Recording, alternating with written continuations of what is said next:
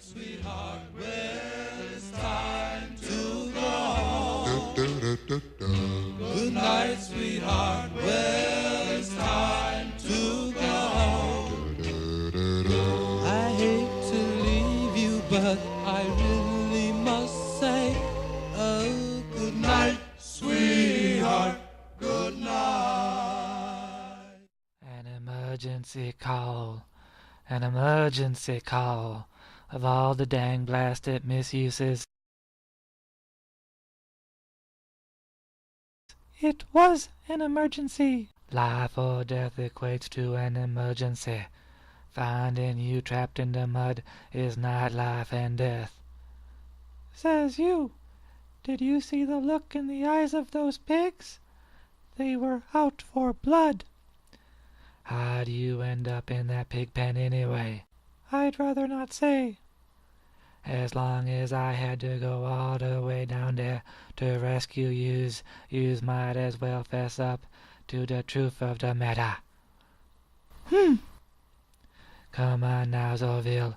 I's the one who's had to fish you out of that mud. The least yous can do is tells me how yous ended up in there in the first place. I asked a first grader for a lick of his lollipop. And? He copped an attitude with me. He said, and I quote, "If yous wanted cramps, go get it." Then he threw it into the pen with the pigs. You didn't.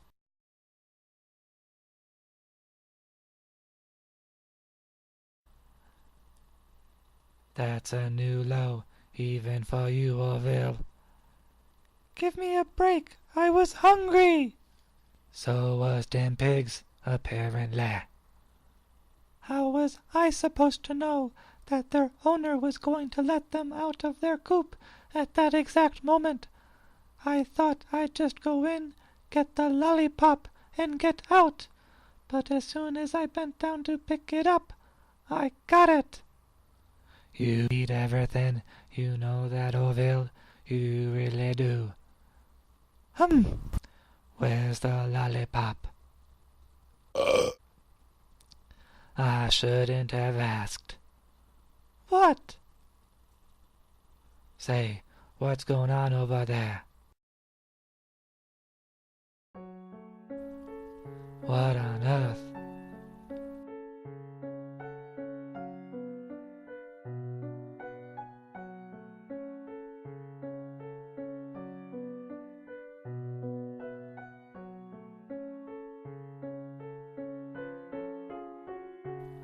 Harold!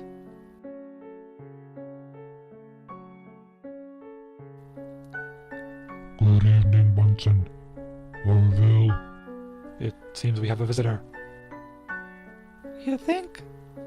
Do I need to crank up the water pressure? Don't you dare, Orville. Harold, what brings you back to the station from wherever yous was? A few matters that need to be cleared up, that are my fault, and a few that aren't. Some unfinished business. In his current state, it can't be the pizzas in the icebox, that's for sure. Orville. No, Bunsen. Orville has a point.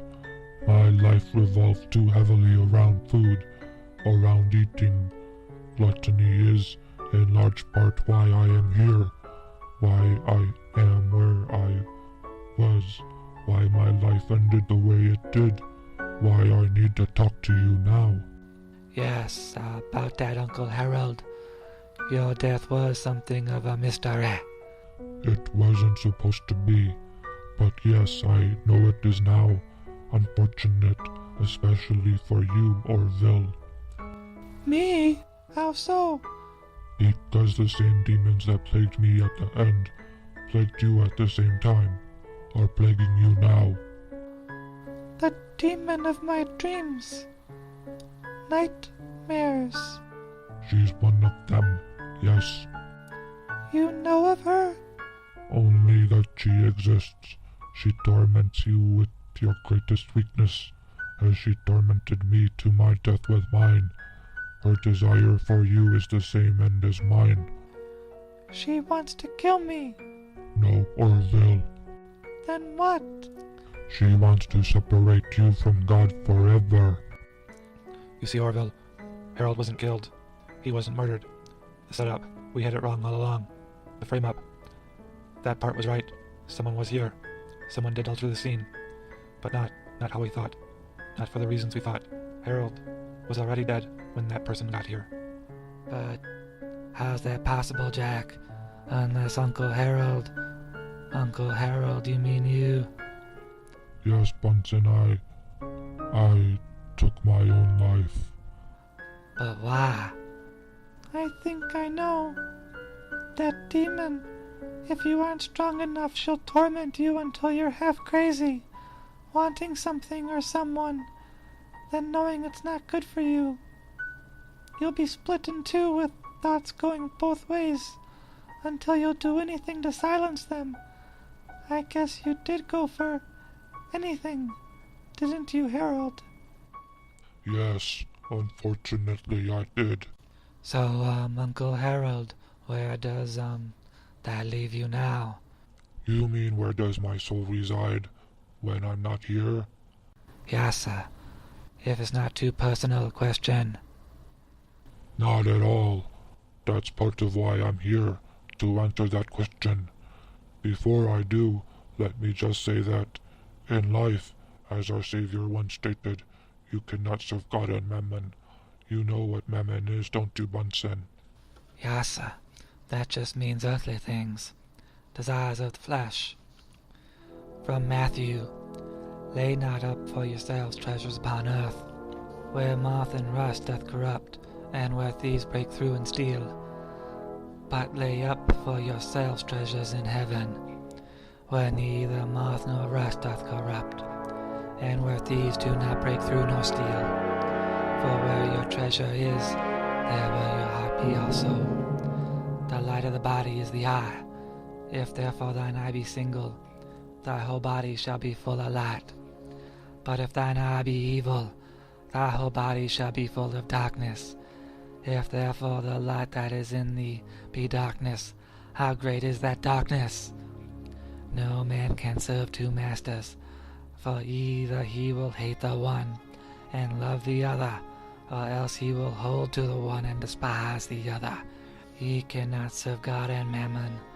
Therefore I say unto you, take no thought for your life, what ye shall eat, or what ye shall drink, nor yet for your body, what ye shall put on. Is not the life more than the meat, and the body more than raiment? Behold the fowls of the air, for they sow not, neither do they reap, nor gather into barns, yet your heavenly Father feedeth them. Are ye not much better than they? Which of you, by taking thought, can add 1 cubit unto his stature? And why take ye thought for raiment? Consider the lilies of the field, how they grow. They toil not, neither do they spin. And yet I say unto you, that even Solomon in all his glory was not arrayed like one of these. Wherefore, if God so clothe the grass of the field, which today is and tomorrow is cast into the oven, shall he not much more clothe you, O ye of little faith? Therefore take no thought, saying, what shall we eat, or what shall we drink, or wherewithal shall we be clothed? For after all these things do the Gentiles seek. For your heavenly Father knoweth that ye have need of all these things. But seek ye first the kingdom of God, and his righteousness, and all these things shall be added unto you. Take therefore no thought for the morrow shall take thought for the things of itself. Sufficient unto the day is the evil thereof. Judge not, that ye be not judged. For with what judgment ye judge, ye shall be judged. And with what measure ye mete, it shall be measured to you again. That's right. The meek know this, the humble, the hopeful, the merciful, those who love purely, easily. However, the rich, the powerful, the gluttonous, such as myself, will more than likely never learn it until it's too late. However, let me say this, deathbed conversions do count, Bunsen, Jack, Orville, even suicides calling on the name of Jesus in the end. Their conversions are no less real than those who go to Christ during their peak of life, as long as their confession is from the heart. I didn't know that, Uncle Harold. Really? You're talking to one who should know. So yous ain't. No, Bunsen, I ain't. Do you remember Hebrews chapter 11? I think so. That's about the saints, isn't it? I think I know where Harold is going with this, Bunsen. If I may, Harold. Hebrews. Now faith is the substance of things hoped for, the evidence of things not seen. For by it the elders obtained a good report. Through faith we understand that the worlds were framed by the word of God, so that things which are seen were not made of things which do appear.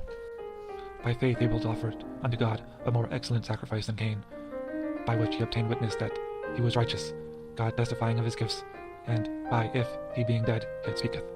By faith Enoch was translated he should not see death, and was not found, because God had translated him. For before his translation he had this testimony, that he pleased God. But without faith it is impossible to please him, for he that cometh to God must believe that he is, and that he is a rewarder of them that diligently seek him. By faith Noah, being warned of God of things not seen as yet, moved with fear, prepared an ark to the saving of his house, by the which he condemned the world, and became heir of the righteousness which is by faith. By faith Abraham, when he was called to go out into a place which he should after receive for an inheritance, obeyed, and he went out, not knowing whither he went. By faith he sojourned in the land of promise, as in a strange country, dwelling in tabernacles, with Isaac and Jacob, the heirs with him of the same promise. For he looked for a city, which hath foundations, whose builders and maker is God. Through faith also Sarah herself received strength to conceive seed, and was delivered of a child when she was past age, because she judged him faithful who had promised. Therefore sprang there even of one, and him as good as dead, so many as the stars of the sky in multitude, and as the sand, which is by the sea shore innumerable. These all died in faith, not having received the promises, but having seen them afar off, and were persuaded of them, and embraced them, and confessed that they were strangers and pilgrims of the earth. For they that say such things declare plainly that they seek a country. And truly, if they had been mindful of that country from whence they came out, they might have had the opportunity to have returned. But now they desired a better country, that is, an heavenly. Wherefore God is not ashamed to be called their God, for he hath prepared for them a city. By faith Abraham, when he was tried, offered up Isaac, and he had received the promises, offered up his only begotten son, of whom it was said, that in Isaac shall thy seed be called, accounting that God was able to raise him up even from the dead, from whence also he received him a figure. By faith Isaac blessed Jacob and Esau concerning things to come. By faith Jacob, when he was dying, blessed both the sons of Joseph, and worshipped, leaning upon the top of his staff. By faith Joseph, when he died, made mention of the departing of the children of Israel, and gave commandment concerning his bones. By faith Moses, when he was born, was hid 3 months of his parents, because they saw he was a proper child, and they were not afraid of the king's commandment. By faith Moses, when he was come to years, refused to be called the son of the Pharaoh's daughter, choosing rather to suffer affliction with the people of God, than to enjoy the pleasures of sin for a season, esteeming the reproach of Christ greater riches than the treasures in Egypt, for he had respect unto the recompense of the reward. By faith he forsook Egypt, not fearing the wrath of the king, for he endured, as seeing him who is invisible. Through faith he kept the Passover, and the sprinkling of blood, lest he that destroyed the firstborn should touch them. By faith they passed through the Red Sea as by dry land, which the Egyptians assaying to do were drowned. By faith the walls of Jericho fell down, after they were compassed about 7 days. By faith the harlot Rahab perished not with them that believed not, when they had received the spies with peace. And what shall I more say? For the time would fail me to tell of Gideon, and of Barak, and of Samson, and of Jephthah, of David also, and Samuel, and of the prophets, who through faith subdued kingdoms, wrought righteousness, obtained promises, stopped the mouths of lions, quenched the violence of fire, escaped the edge of the sword, but although weakness were made strong, waxed valiant in fight, turned to flight the armies of the aliens. Women received their dead raised to life again, and others were tortured, not accepting deliverance, that they might obtain a better resurrection. And others had trial of cruel mockings and scourgings, yea, moreover of bonds and imprisonment. They were stoned, they were sawn asunder, or tempted, or slain with the sword. They wandered about in sheepskins and goatskins, being destitute, afflicted, tormented, of whom the world was not worthy. They wandered in deserts, and in mountains, and in dens, and caves of the earth. And these all, having obtained a good report through faith, received not the promise, God having provided some better thing for us, that they without us should not be made perfect. Nice resuscitation, Jack. But what's your point? Right there in Hebrews 11:32, Samson's name is listed with the rest of the saints. So? All the saints are in heaven, Orville. Again, so what? Samson committed suicide. Oh. But I'm not in heaven yet. Purgatory? Yes, the outcome of not trusting God throughout one's life is a greedy soul. God grants what we need when we don't rely on Him. We rely on ourselves. We're never satisfied with what we do have, for fear we'll lose it. We don't have Him at our backs, so we forever want more than we should have. When people all over want more and more and more, that results in war. War results in a shortage of supplies, creating a new generation of people who know poverty. Eventually some climb out of that poverty, wanting more than they should have. Greed begins anew. The cycle starts over. Greed does not have to be for money alone. It can be for anything. Money, power, sex, food, booze, drugs, whatever a person doesn't feel they have enough of, and hoards, as I hoarded food around me, inside me, until in life it became my God with a little g. In the end I became right with the real God with a capital G, but it was a little too late. I have much to atone for, much to be purified of before I may enter His presence for eternity. We should be charitable, show faith and hope. He did say, "Blessed are the peacemakers, for they shall be called the children of God." I was none of those things. Without those virtues, the demons were able to get inside my head and influence my thoughts, until they got exactly what they wanted, the end of my existence. It was for but the grace of Christ that they didn't get my soul too. Lord knows they tried in many ways. They used my weakness, food, against me. Then they used my insecurities, my self-hate, my self-loathing over what I'd become because of the excesses of eating to make me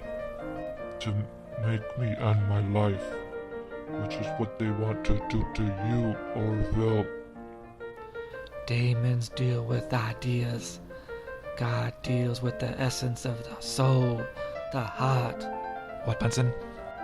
Just something I remember seeing while I was researching movies back when I first came up here. There was this old flick about the differences in thought, religion versus ideology maybe, about God's teaching versus indoctrination, how God's law is divine, whereas man's attempt at duplicating God's law is comical at best, criminal more often than not.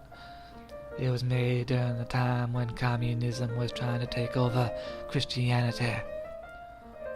Our mother has fought diligently against communism for its entire existence. I would be interested in seeing this film while I am here, Bunsen. My time is short. He's got it, Uncle Harold. What? We're just going to show him a movie like it's old times?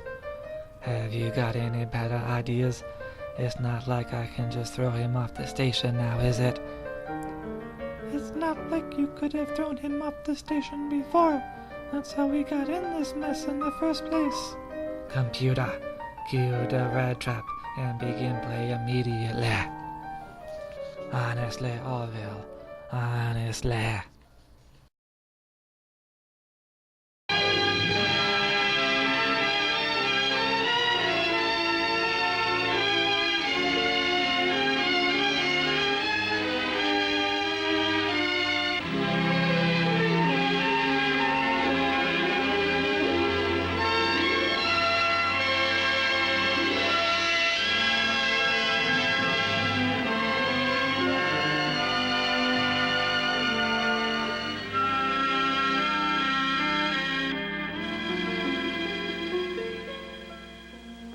film you are about to see has been given the highest honor in its category by the world-famous Freedom's Foundation at Valley Forge.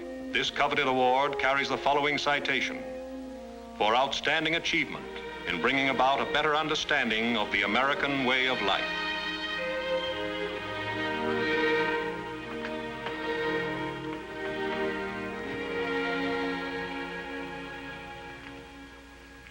I'm so excited about the news, Mr. Brandt. Yeah, I'm glad those tax charges against Schwartz have been dropped, but we had an airtight defense anyway. Mr. Brandt, you know that wasn't what I was talking about. Carl Brandt, prominent local attorney, who came to this country as an immigrant 35 years ago, is being considered for appointment to the Superior Court vacancy, according to sources close to the governor's office. It's a good feeling, Jeannie, even to be considered. When we came from Hamburg, I couldn't even speak enough English to get a janitor's job in the court building. And now you're going to be a judge. No, not so fast. After all, it's only a newspaper report. I'm sure it's true. If it is, will you come along as my secretary, or would you rather stay here in case my son takes over the office? Well, don't you think I'd better keep my job with you? A bird in the hand, you know. There's a gentleman outside to see you. I don't have any other appointments today. It's a Mr. Roger Hensley from the FBI. Oh, well, I guess I better see him then. Yes, sir.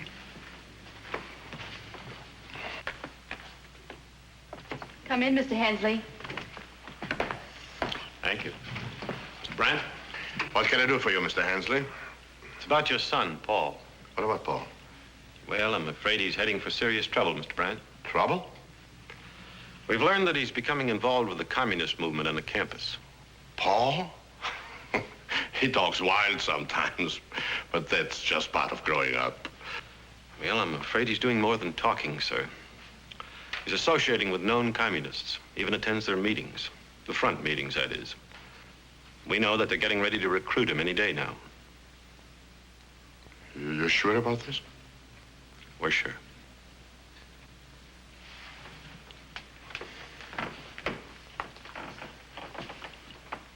Why'd you come here, Mr. Hensley? Is there some charge against Paul? No. No, there are no charges. But we are concerned, Mr. Brandt, particularly because of you.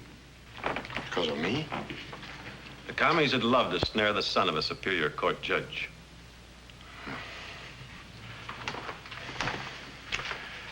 I will withdraw my name at once. But what about Paul? Can we do something? Well, that's entirely up to you, sir. We can't get into it unless the law is broken. But believe me, Mr. Brandt, we do want to help. Thank you, Mr. Hensley. Bye, sir.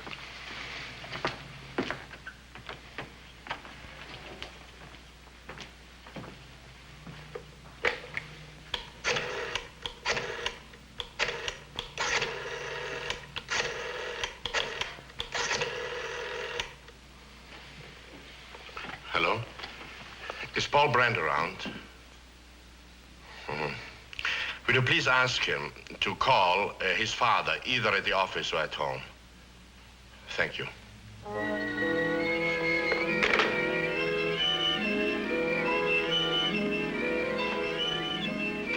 Hi, Dad.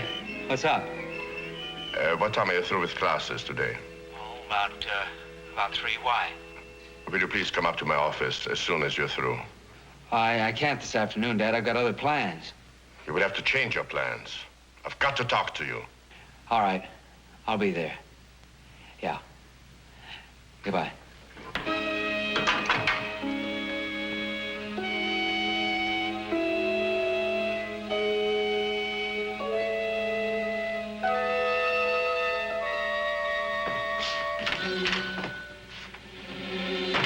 Hi, Jean. Well, hello. You look better than ever. You have a good memory. No, it hasn't been that long. Hasn't it? Go right in. Your dad's expecting you. Hi, Dad. What's on your mind? Paul, I've heard some rather disturbing reports about you. Such as?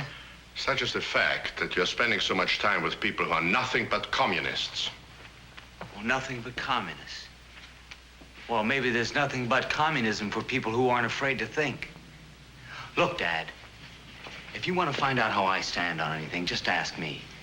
Don't waste your time by listening to a lot of stool pitches. You don't know what you're saying, Paul. You don't know what communism really means. No, but I'm learning. And what I'm learning makes more sense to me now than anything I've ever learned before. Your world is dying, Dad. And it's burying itself in the dry rot of imperialism and colonialism. Communism is building a new world right in front of your eyes, and you can't see it. I saw communism at work before you were born, Paul. I remember the horrible, senseless violence, the bitterness. I saw the terror in Kiel and Berlin. You remember a man named Hitler? That's where your violence came from. But people like you couldn't see that either until it was too late. Paul, let's not quarrel about history. Think about America, our country. It's been good to us. Where else could all this happen? I remember when you made that speech at a 4th of July picnic when I was about 12. And it sounded great then.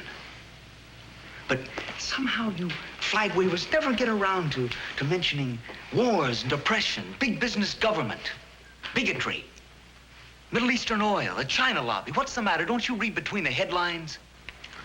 No matter what you say, Paul, and no matter how big our problems are, there's still the most important thing of all. We have freedom here. Freedom to make what we can of our own lives. Freedom to conform. Freedom to make the proper responses when somebody pushes the propaganda buttons.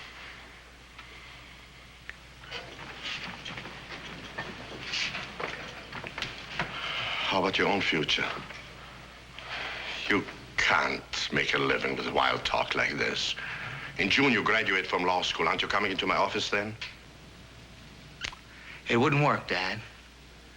I want to practice law, but I want to defend those people that really need my help. Not a lot of tax dodgers. I'll make out all right. You'd be surprised how many people feel the same as I do about this.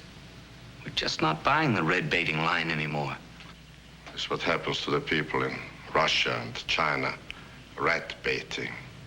Oh, get with it, Dad. Who do you think worked out the mathematics for the Sputnik? A bunch of discontented peasants?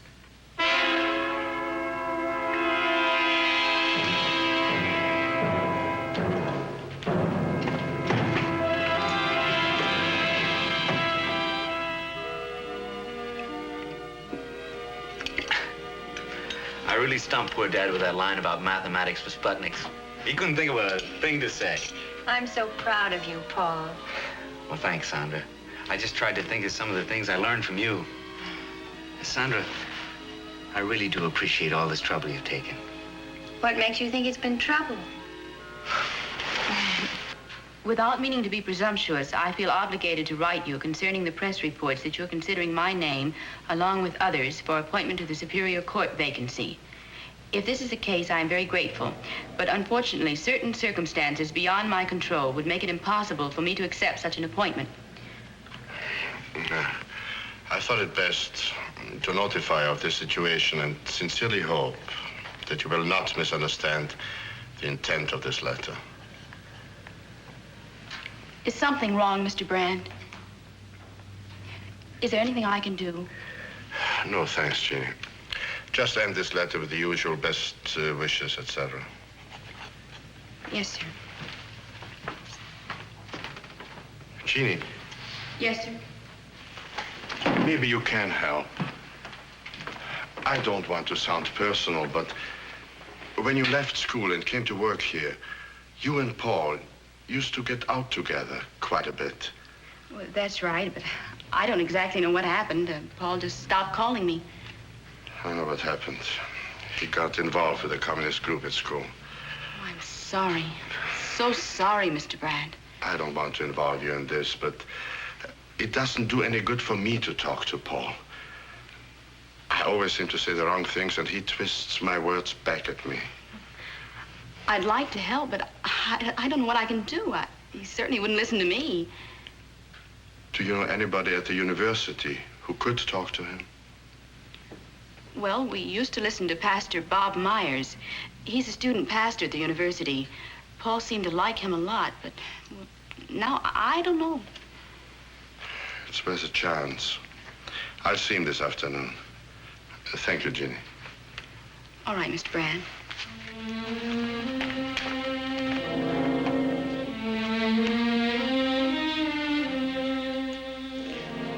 I can't say that I recall your son, but with 12,000 students on the campus, I only work with those who come to see me, or those whose need is brought to my attention. I guess it's my fault. After his mother died, Paul never had much time for church. What's happened to Paul has happened to quite a few other young people. This is a book on communism written by J. Edgar Hoover. It's called Masters of Deceit. One chapter tells about a boy, fine mind, intensely interested in the world about him and in science, but who had gradually lost his belief in God. Well, this boy came into contact with communist thinking in college, and in Mr. Hoover's words, believed he had found a new faith. Well, from what you say, your son also seems to feel that he has found a new faith. I never thought of it this way. I guess you're right. Anything you can do to help him? I don't know, Mr. Brandt, but I do know some of the fellows at his fraternity house. Maybe I could drop by and find a chance to meet him. Pastor, I'll be so grateful for anything you can do. I'll try and meet your son as soon as possible. And my guess is that his communist friends are going to move pretty fast now that he's talked to you.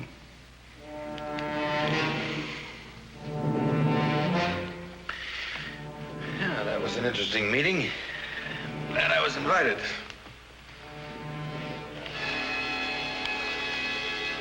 I don't suppose you've ever read this sheet. Well, I have many others like it. Many times. You mean you've actually read this paper? It's pretty heavy-handed stuff, isn't it? Personally, I never found much challenge in the Medak school of writing. Oh, here's another story about the communist author. The one who took the party bosses seriously when they said criticism would now be welcome. Just listen to this. He's a pig who fouls his own sty and should be driven out like any other pig of his kind. Well, that's just a figure of speech. Right. It's pretty crude, too, isn't it? You ever stop to think that communism is the most outdated major philosophy in the world today? Or maybe that's just the other way around. That's what they try to tell us, isn't it? They point to Sputnik, as though that proves something more than material, short-view progress. They use the externals of science to send a massive metal out into space, and then they forget the fundamental meaning of modern scientific thought. Science is helping to destroy the old order. You're certainly right about that. Our greatest scientific minds tell us that we've now reached a stage where matter and energy and the spiritual content of life seem to overlap. Yet, communist thought, rooted in the mind of a 19th century fanatic, still ignores the immeasurable value and dignity of the individual human soul. Isn't that what you'd call a cultural lag? I wouldn't put it exactly that way. No, sure you could put it much better. It's been nice talking to you. Look, why don't you drop around and we'll kick around a few more long-hair ideas.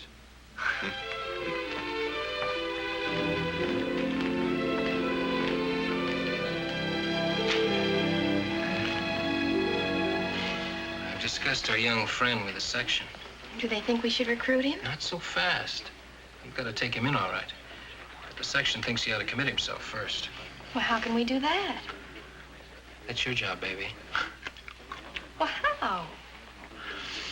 It's about time Paul proved himself by doing something for the party, huh? Have him deliver this to our man in Chicago. But do you think we can trust him to deliver something like this? Why not? He's hopped up enough to do anything. And who'd bother to trail him? What'll I tell him? Well, you can tell him anything you want to. I'm sure he'll believe it.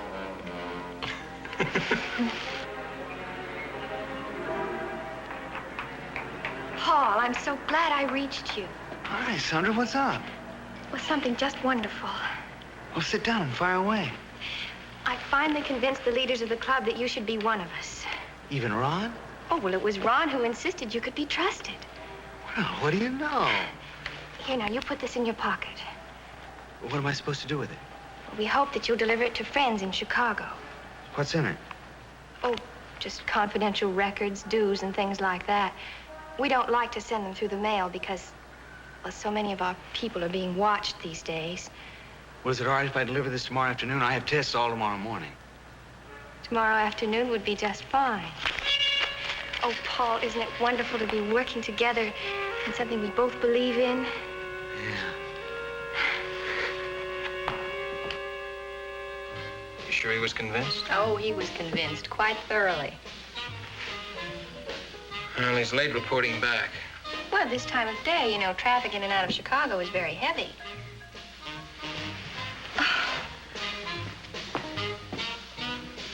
Any problems? None. Anybody see you give it to him? Not a soul. Fine work. Now, it's up to you, of course. But whenever you're ready, we're ready. I'm going to recommend you without reservation for membership. Great. Well, how about celebrating with dinner on me? Sure. Wonderful. Waiter.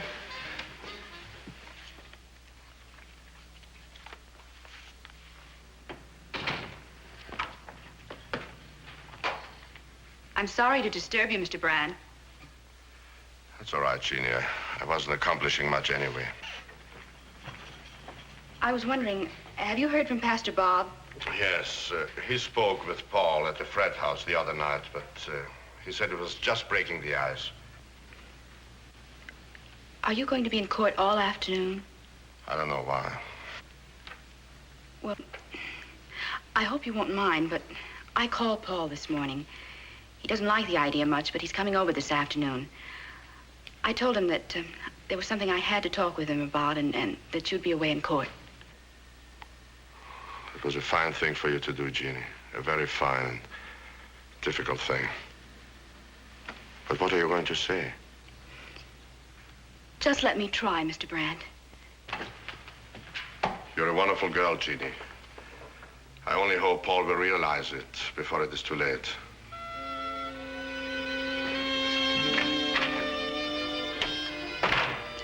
You just had to see me. Okay, doll, take a nice long look.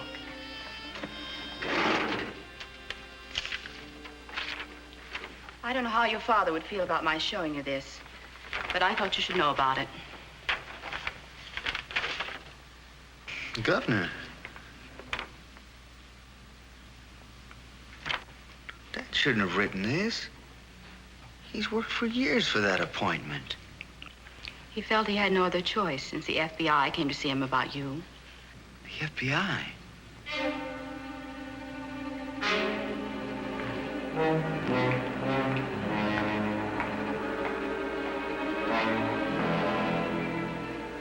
I'm sorry, this scene's taken. I'm sorry, Paul. I don't have to talk to you. I know my rights. Of course you don't. But I thought you might want to after you see this. I don't know what this is all about. Your statement may be more correct than you think. Go ahead. Open the envelope.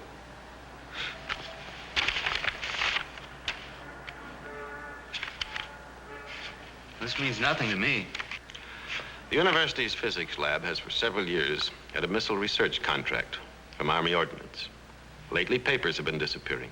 Fortunately, nothing important. The information in these particular papers is so elementary, it's meaningless. So why are you bothering me with this stuff? I'm waiting for someone. If you mean Sandra Thompson, I think she'll be answering a few questions herself tonight. The important thing, Paul, is that these papers were delivered to a Soviet agent in Chicago 2 days ago. Soviet agent. And we have reason to believe that a young man of your age and appearance delivered them. I don't know what you're talking about. You can really help us if you want to cooperate. We're interested in learning how these papers get in the wrong hands. Next time, it might be something important. Don't ask me to do any of your stool pigeon work for you. You think about those words tonight. But you really use them in describing your service to your country, to your integrity as an American citizen.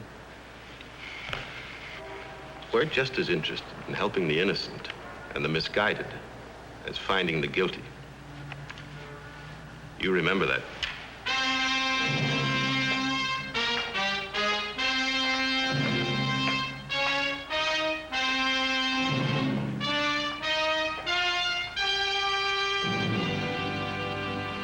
And then I didn't know where to go or who to talk to, so I decided to come here. I'm glad you did, Paul. The one thing I can't understand, I thought that Sandra and I really meant a lot to each other. I can't understand why she'd lie to me and get me in this kind of a mess. Well, unfortunately, the hardcore communists sacrifice anything to achieve an end, even personal feelings. They forget one thing, and that will inevitably defeat them. Inevitably? That's right. You see, Christianity and science teach us that means, in the end, are part of a continuum. The means determine the end. Well, the communists, talk a lot about brotherhood as an end result, but they'd have us believe that this can be achieved by means that destroy the essential meaning of brotherhood. Sometimes you have to suppress freedom temporarily in order to gain a greater freedom in the long run. Well, that's the same paradox, isn't it? If it suppresses freedom and shows contempt for the moral and spiritual needs of man, on what foundation does communism hope ultimately to build freedom? Now, when you come right down to it, Paul, the fundamental difference between Christianity and communism is the essential importance of every human being in God's eyes. Well, you make it sound as though communism were a religion. To a communist, it's just that. Of course, it's the very antithesis of our own Christian religion. In what way? Well, you'd have to call communism an atheistic religion in that it denies the existence of God, and therefore also of man's responsibility to a higher power. Now, to a communist, man is not a creature of God, created in God's image. He's merely a rational animal fighting for mastery of the jungle. Well, that's what they say of capitalism. I mean about being a jungle. They never talk about capitalism in terms of 20th century democracy, do they? No, they're just still using the old cliches of Karl Marx. Well, by its own admission, communism is materialistic. Nothing matters but matter. To a communist, there's no communion between man and his spiritual source, no life hereafter, no immortality. Only this world counts. The world that man can see and touch, subjugate and master. Now, to a Christian, man is a very special creature of God. Well, true, he is fallen, but he's also redeemed by Jesus, who died for us on the cross.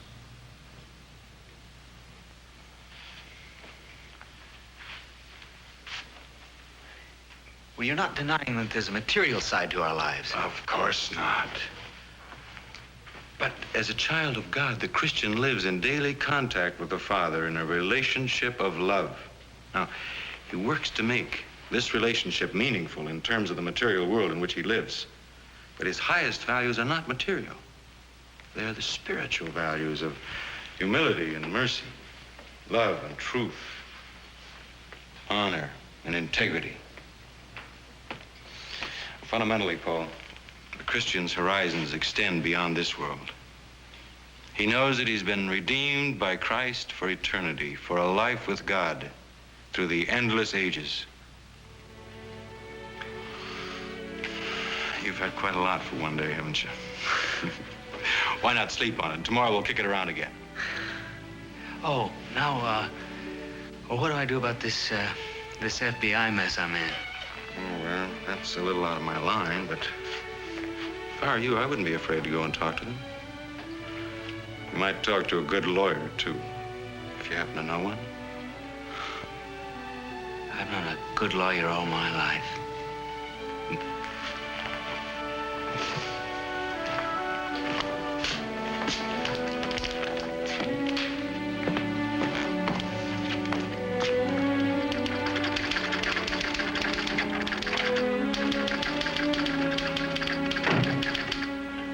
Darcy. Bye.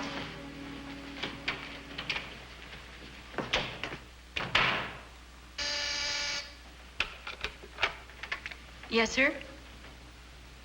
Yes, sir.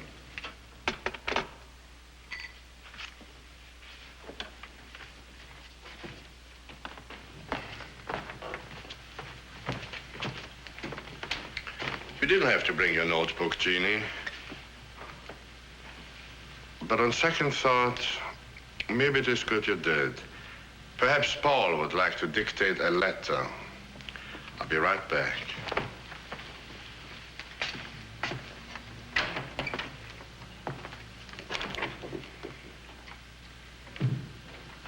Would you take the letter, please? Dear Jeannie, I'm just beginning to realize how much you've done for me. And Dad, he says that this morning is the happiest of his life. Well, I can't say that yet, but I can say it's the most important. Just as last night with Pastor Bob was the most meaningful. And if Dad'll let you off 20 minutes early, I sure would like to take you to lunch and try to tell you how much I appreciate what you've done.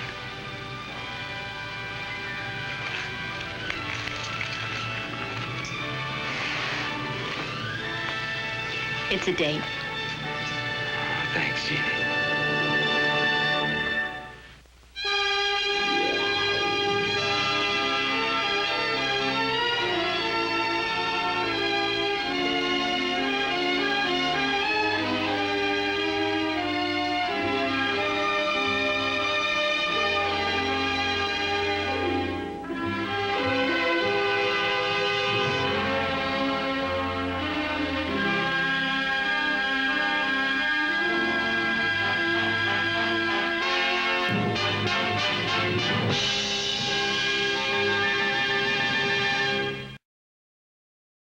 All life has value. Amen, brother. It sure does, Uncle Harold. Is there a point to that statement? Orville, of all the people I've met in my life, you are one of my favorites. Naturally. I hope you'll never change. Oz wouldn't go that far. A little change wouldn't be so bad. I just mean that I appreciate his bluntness. If I'd had met Orville 10 years ago, maybe his fat jokes would have inspired me to lose some weight. I met you far too late, Orville. But anyway, yes, I have a point to my remark. I hope so. God said, "Thou shalt not kill." By that he meant, do not murder. A lot of people get that mixed up, but if you just flip the page, it's straightforward. Thou shalt not commit murder. God places a high degree on life. After all, why wouldn't he? He creates it all. Take a look at the viewer and see for yourself.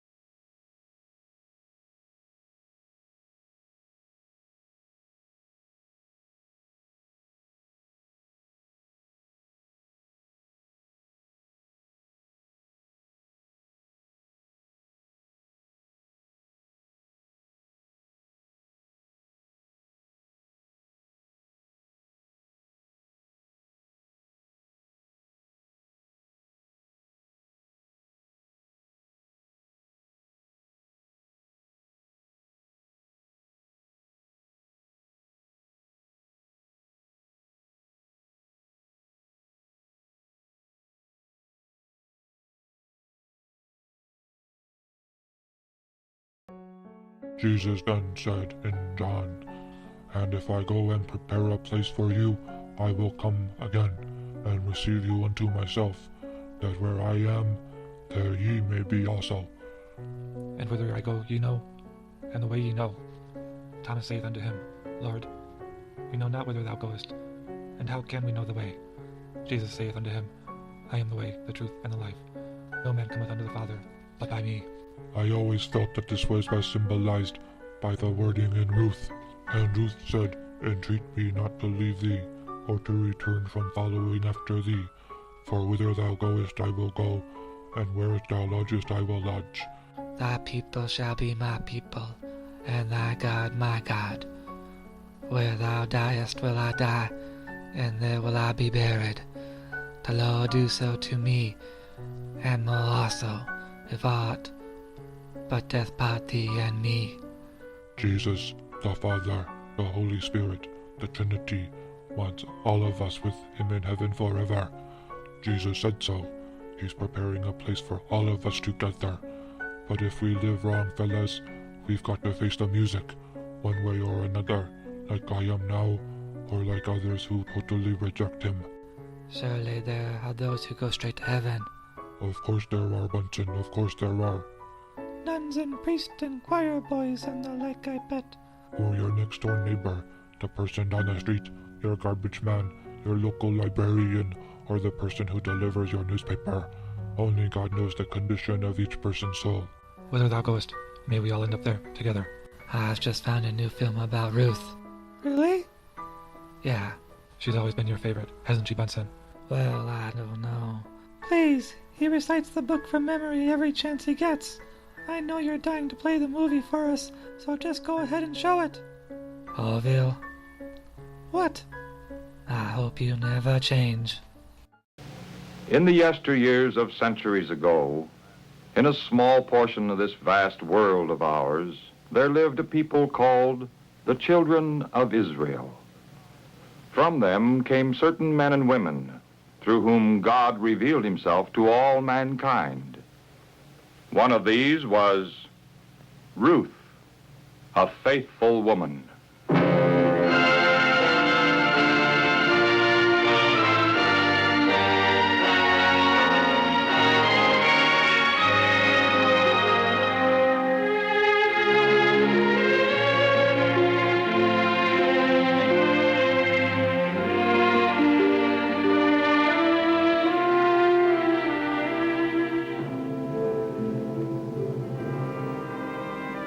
For 10 years, Naomi, an Israelite from Judea, had lived in the land of Moab. She had come to this land with her husband Elimelech and their 2 sons because of a famine in Judea. Not long after their arrival, Elimelech had died. Then her sons had married 2 young women of Moab, Orpah and Ruth. Not long after their marriage, Naomi's 2 sons also had died.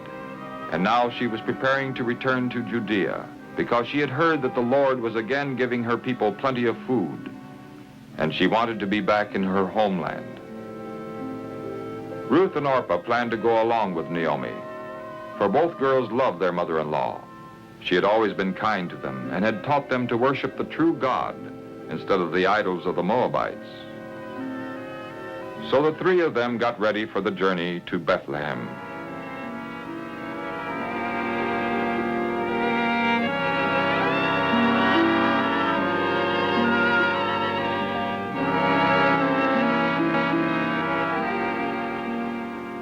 But before they had gone very far, Naomi came to a decision.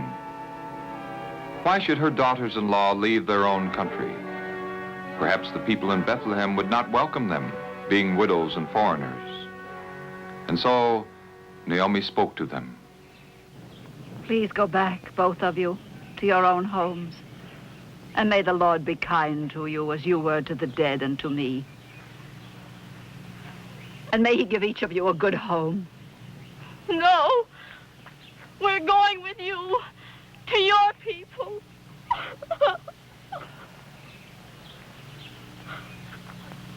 Go back, my daughters. Why should you go with me? Do I have any more sons who could marry you? And even if I should marry again and have sons, would you wait for them to grow up? No. No. I'm sorry that the Lord has sent me all this trouble.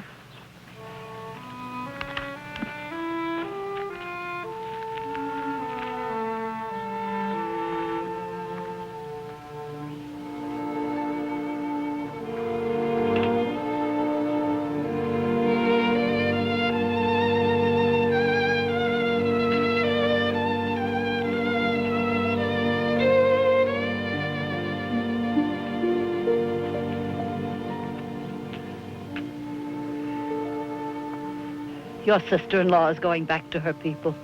Go with her. Don't ask me to leave you.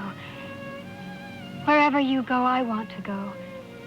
And where you stay, I want to stay. Your people shall be my people. And your God, my God. I want to die where you die. And there I'll be buried. May the Lord punish me if I let anything but death come between us.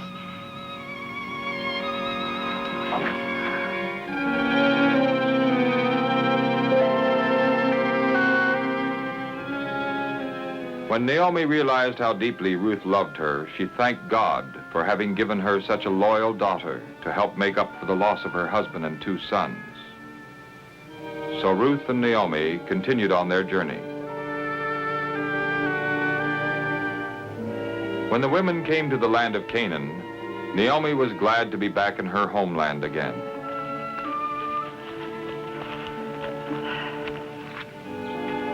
This is the country which the eternal God promised to Abraham and his descendants.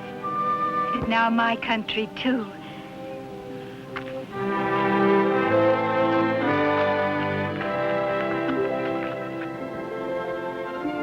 Naomi had changed in the 10 years she had been away from Bethlehem, but when she came to the well outside the village, some of her old friends recognized her and greeted her warmly. Is this really Naomi, the pleasant one? Do not call me the pleasant one. Call me Mara, the bitter one, for I have a bitter sorrow. My husband and my sons are dead. But Ruth, my son's wife, has chosen to come here with me, for she worships the God of Israel. Naomi's friends welcomed Ruth, somewhat coldly at first, but soon she would receive a special blessing from the Lord in this country of Judea.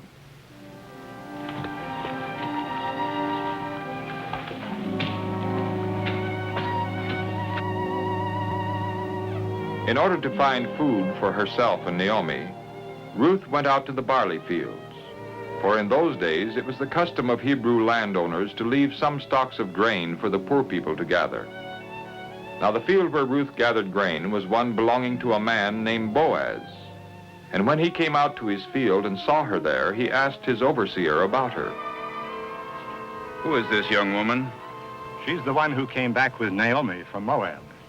She said, "Please let me gather grain from the sheaves." And she's been working from early morning until now. Ruth had seen Boaz at the edge of the field and had decided who he was because of his fine clothes and the way he spoke with the overseer. Now Boaz walked over to her. Don't go and gather grain in any other field. You may stay in this one. Stay with my women workers. And when you are thirsty, go to the water jars and drink. Why are you so kind to me, a foreigner? I've heard of all you've done for your mother-in-law since the death of your husband. How you left your mother and your father and the country where you were born and came to a people you did not know. May the Lord reward you for what you've done. May the Lord, the God of Israel, under whose wings you have come for shelter, fully repay you. You are most kind, my lord, for you have helped me, even though I'm not one of your servants.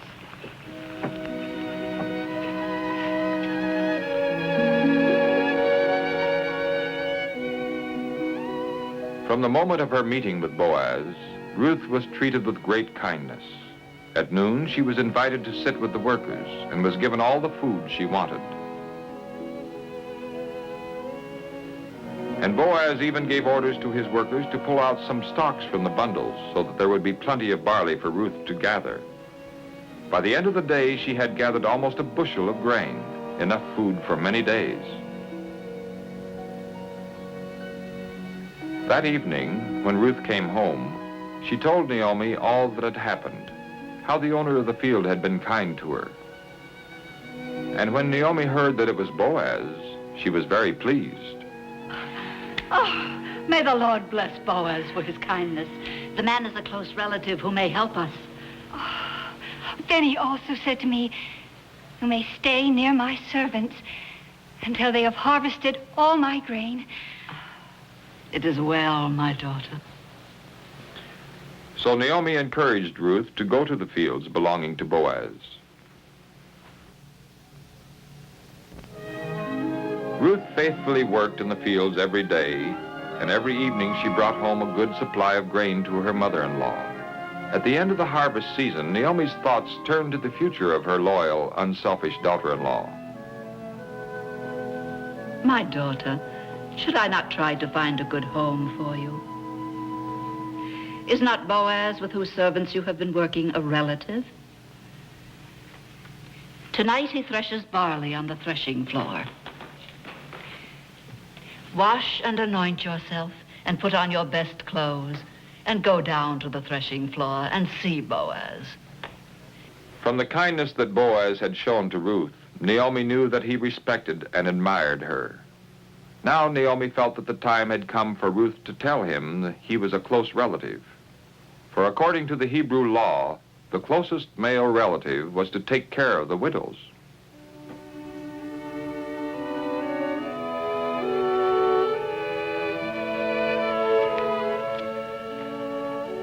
Following Naomi's suggestion, Ruth went to Boaz, asking him to take care of her because he was her relative.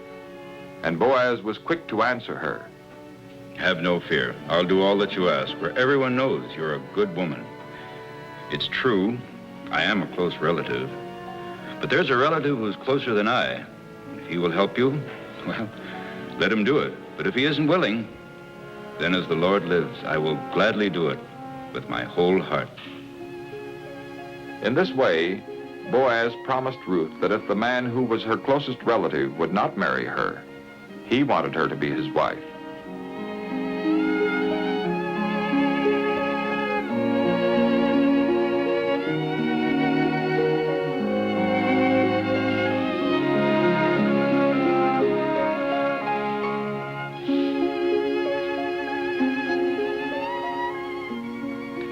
Then Boaz gave Ruth a gift of grain for Naomi to show that he also intended to take care of her. And Ruth hurried home to tell Naomi all that Boaz had said. The next day, Boaz lost no time in meeting with Naomi's closer relative. And according to the custom of the day, he asked 10 elders of the city to be present at their meeting. Naomi has come back from Moab and is selling the land that belonged to our relative, Elimelech. I thought I would tell you about it and say, buy it in the presence of the elders of my people. If you want it, take it. But if you do not, then tell me, since after you, I am her closest relative. I will buy it. But if you buy the land from Naomi, you must also take Ruth, the Moabite woman, as your wife, so that her children may inherit the land. No wonder the other close relative hesitated. If he married this Moabite woman and a son were born, the property would go to that son and not to his own children. So the man who was the nearest relative decided what to do. I can't buy it for myself without hurting my own inheritance. You may have it. Then the man took off his sandal and gave it to Boaz to show that Boaz had the right to buy the land and also to marry Ruth. In that way, the matter was legally settled.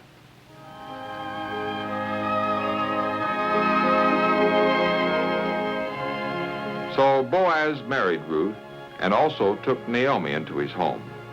In the course of time, a son was born to Ruth and Boaz, and it was Naomi's privilege and joy to help take care of the child. Now God has given me another son. Blessed be the Lord, who has not left you without a son. May his name be famous in Israel. He will renew your life and bring you happiness in your old age. For he is the child of your daughter-in-law who loves you, who is better to you than 7 sons. Ruth had indeed been as much of a help and comfort to Naomi as many sons would have been. And Ruth was richly rewarded, also in a spiritual way that only the future would reveal. For the child in her arms, named Obed, would one day have a son of his own, named Jesse, who would be the father of the great King David, the ancestor of the Messiah.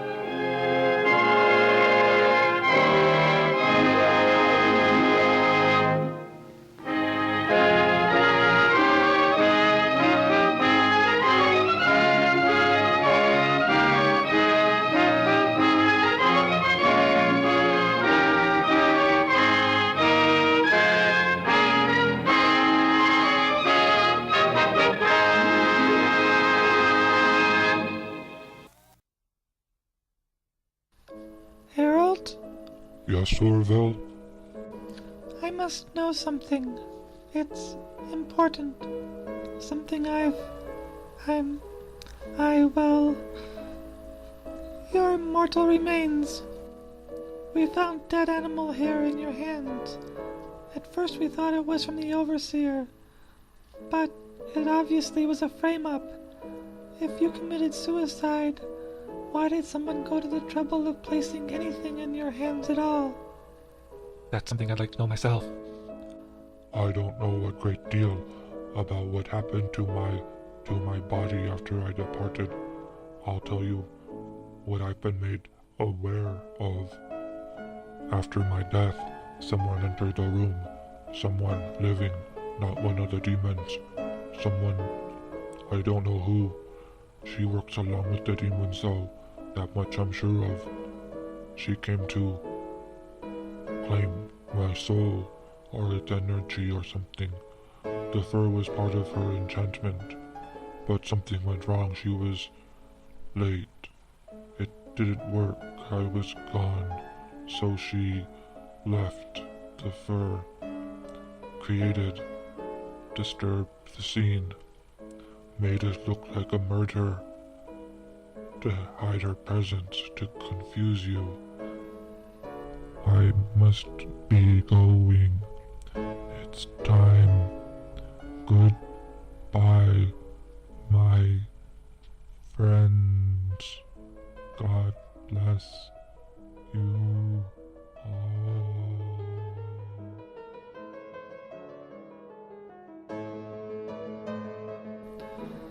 Goodbye, Uncle Harold. God bless you too. He said it was a woman. A living woman. That does narrow down the suspects. A woman. I would have thought it would have been something like youth influencing poltergeist activity. But what we've got here is something like a witch. A woman. Youth. Elmer. Bunsen. Yeah, Jack. Say, where is Elmer? I ain't seen him since I got back up here. That's just it. Right before Harold showed up, he just vanished. A woman. He said a woman. I wonder if... What do you mean he vanished? I was just standing here, and he disappeared on me. Here 1 second, gone the next. Literally vanished into thin air, just like Harold. Could it be? That would mean somehow all of this. Orville, please, not now. We's got an issue here. Jack, we's got to find him. He can't just vanish into thin air. He's got to be around here somewhere. It's a large station. Maybe he's hiding. I don't think so, Bunsen. With all that's gone on lately, I'm not taking anything for granted. I'm telling you, he was just gone. Vanished, kaput, hasta mañana. Only there's no tomorrow. He's gone, Bunsen, just gone. This is ridiculous. People don't just up and vanish into thin air. Orville, use an eye.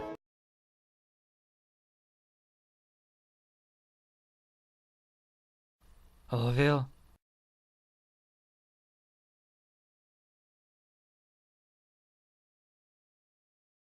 Orville, where'd you go?